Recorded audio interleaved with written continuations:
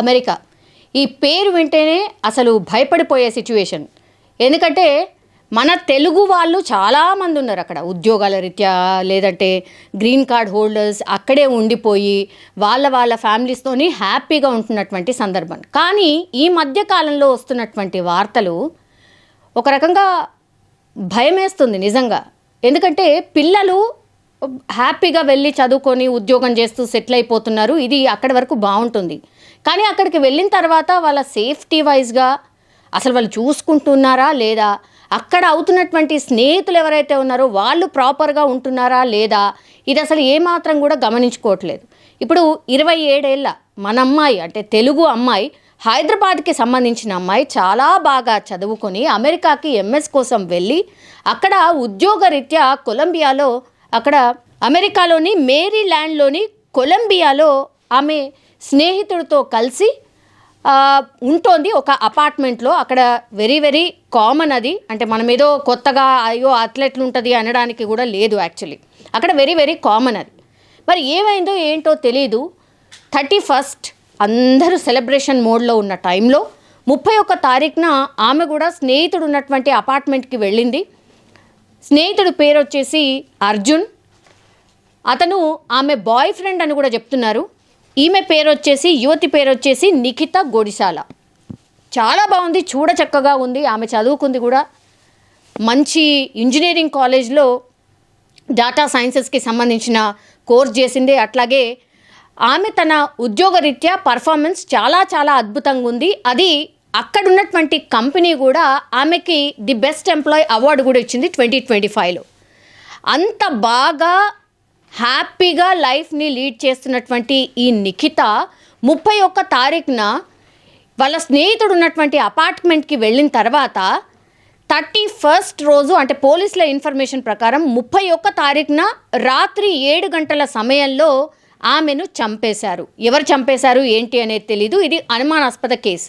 కానీ ఇప్పుడు only doubt ఎవరి మీద ఉంది అంటే, ఇప్పుడు ఆ అపార్ట్మెంట్లో ఉన్నటువంటి అర్జున్ అనే వాళ్ళ బాయ్ ఫ్రెండ్ మీద అనుమానం ఉంది. 31 తారీఖున 7 గంటలకు చనిపోతే ఎవరికీ ఏ ఇన్ఫర్మేషన్ లేదు. వాళ్ళ పేరెంట్స్ ఎవరైనా ఫోన్ చేసినా ఆమె ఫోన్ లిఫ్ట్ చేయలేదు.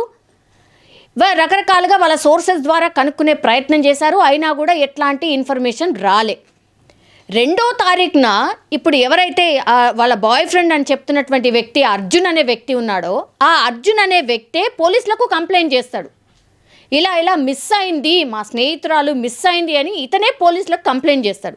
వెళ్ళిందేమో అతని అపార్ట్మెంట్కి, అతనే 2వ తారీఖున పోలీసులకు కంప్లైంట్ చేసిన తర్వాత నెక్స్ట్ స్టెప్ ఏంటి అతనిది అంటే, వెంటనే ఆయన ఇండియాకి పారిపోయిండు అనేది ఇప్పుడు ప్రాథమిక సమాచారం, పోలీసులకు ఉన్నటువంటి ఇన్ఫర్మేషన్. ఆయన మీద ఇప్పుడు లుకౌట్ నోటీసులు జారీ చేశారు. యాజ్ ఎ మర్డరర్గా ఆయన సస్పెక్ట్ పర్సన్గా పోలీసులు అయితే ఆయన గురించి ఎంక్వైరీ చేస్తున్నారు. ఇప్పుడు ఆమెతో పాటు ఉన్న వ్యక్తి 31 తారీఖున ఈ వ్యక్తి మాత్రమే. సీసీ ఫుటేజ్ని పరిశీలించినప్పుడు లోపలికి వెళ్ళింది నిఖిత, కానీ బయటికి రాలేదు. అర్జున్ మాత్రమే బయటికి వచ్చిండు. సో దీన్ని బట్టి అక్కడే ఏదో జరిగి ఉంటుంది అని అనుమానాస్పదంగా ఈయనే ఇన్ఫర్మేషన్ ఇచ్చిండు. కాబట్టి ఇంటికి వెళ్ళి చూసేసరికి కత్తి పోట్లతోని అత్యంత దారుణంగా నిఖితాని అపార్ట్మెంట్లో ఫైండ్ అవుట్ చేశారు పోలీసులు. అక్కడ ఎవరూ లేరు, ఓన్లీ ఇప్పుడు అర్జున్ మాత్రమే సస్పెక్ట్, అంటే నిందితుడు అనట్లేదు, బట్ సస్పెక్ట్. ఆమెతో పాటు ఆ అమ్మాయితో పాటు ఉన్నది అర్జున్ మాత్రమే. ఇప్పుడు అర్జునే హత్య చేసి పారిపోయాడా అనేది ఇప్పుడు పోలీసులు ప్రాథమికంగా ఇన్వెస్టిగేషన్ స్టార్ట్ చేశారు. అందుకని ఆయన గురించి లుకౌట్ నోటీసులు జారీ చేసినప్పుడు, ఇప్పుడు అమెరికా బేస్డ్ కాబట్టి వాళ్ళకు ఒక ఐడెంటిఫికేషన్కి సంబంధించి ఒక నంబర్ అంటూ ఉంటుంది. కాబట్టి ఆ నంబర్ ప్రకారంగా ఈయన ఎక్కడికి వెళ్ళాడు ఏంటి అని ట్రేస్ చేసినప్పుడు ఇండియాకి పారిపోయి వచ్చేసాడు అనేటువంటిది పోలీసులకు ఇన్ఫర్మేషన్. అక్కడి నుంచి పోలీస్ బృందం ఇక్కడికి వచ్చింది. యాజ్ వెల్ యాజ్ ఇక్కడికి కూడా ఈ అర్జున్కి సంబంధించిన ఇన్ఫర్మేషన్, ఈయన ఎక్కడతను, వీళ్ళ పేరెంట్స్ ఎక్కడ వాళ్ళు, ఇదంతా ఇన్ఫర్మేషన్ అంతా కూడా ఇక్కడ పోలీసులకు కూడా పాస్ ఆన్ చేశారు. ఇప్పుడు అర్జున్ కోసం లుకౌట్ నోటీసులు జారీ చేశారు. ఇది ఎంత దారుణం అంటే, అర్జున్ ఏమన్నా పరాయి దేశస్తున్నా అంటే ఆయన కూడా ఇండియనే. సో ఇండియన్ వ్యక్తి అయి నుండి ఇండియన్ అమ్మాయిని చంపేశాడు. ఒక రకంగా ఇప్పుడు సస్పెక్ట్ ఆయన మీదనే ఉంది కాబట్టి ఇప్పుడు ఆయన్నే చంపేసినట్టు లెక్క. ఇప్పుడు ఏదో వాళ్ళ ఇద్దరి మధ్య ఏదన్నా జరుగుగాక, కానీ ఈ చంపే వరకు ఎందుకు వెళ్తున్నారు?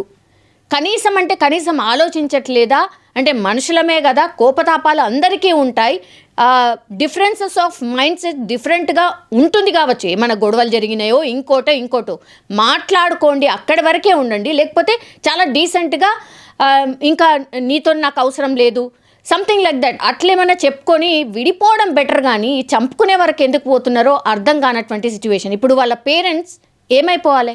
ఇప్పుడు అర్జున్ కూడా ఇప్పుడు నిజంగా తప్పు చేస్తుంటే అర్జున్ వాళ్ళ పేరెంట్స్ ఏమైపోవాలి? ఇప్పుడు గందరగోళం ఒక రకంగా వీళ్ళిద్దరి పేరెంట్స్కి కూడా ఒక షాకింగ్ ఇన్సిడెంట్ ఇది.